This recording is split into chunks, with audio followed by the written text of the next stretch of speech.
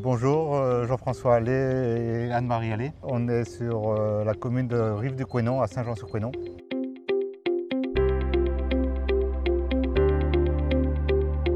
Nous sommes installés depuis 2000 en brebis laitières avec un projet de Tribala. On s'est installé sur 50 hectares au départ jusqu'en 2020.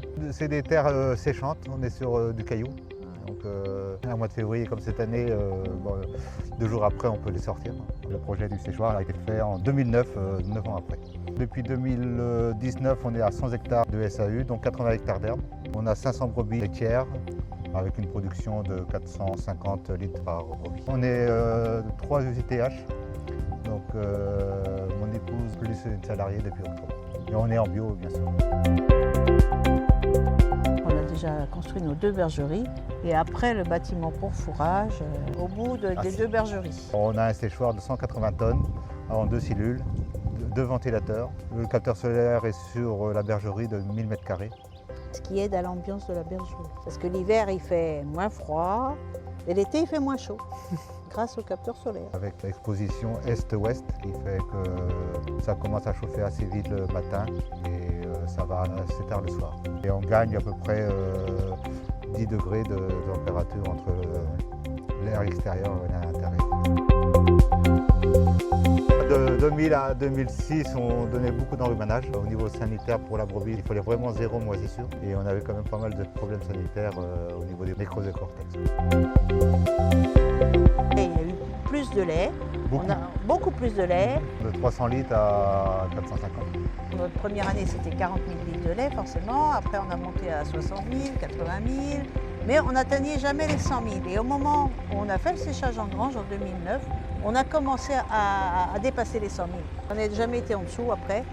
En améliorant la ration, plus de luzerne avec 19 de MAT, plus de soja, on a dépassé les 130 000. On a fait jusqu'à 172 000 litres de lait et cette année on va les battre. Cette année beaucoup moins de foin, mais avec le si peu de foin qu'on a, tout est mangé, il n'y a pratiquement pas de refus, tout est mangé. Et du coup ça a fait tout de suite du lait énormément. Si on veut maintenir une production assez haute pendant l'hiver, c'est aussi une brebis, ça baisse mais ça remonte pas.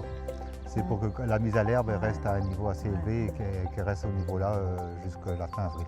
La grosse différence quand même entre l'enrhumanage et puis le foin, c'est que déjà la ration est sèche et au niveau de capacité d'ingestion, elle est quand même beaucoup plus importante, d'où le plus de lait. Et surtout, il n'y a pas de moisissure. Au niveau sanitaire, on n'a plus de problème grâce au foin. Vu que les brebis, elles adoraient ça. Dès les premiers jours, elles se battaient sur le foin.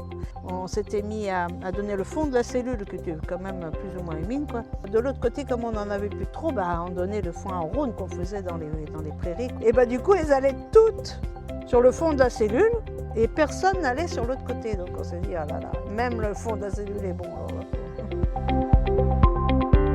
On met toutes les coupes, on remplit les 2 cellules en même temps. Maintenant, ouais. Et après on prend en puits.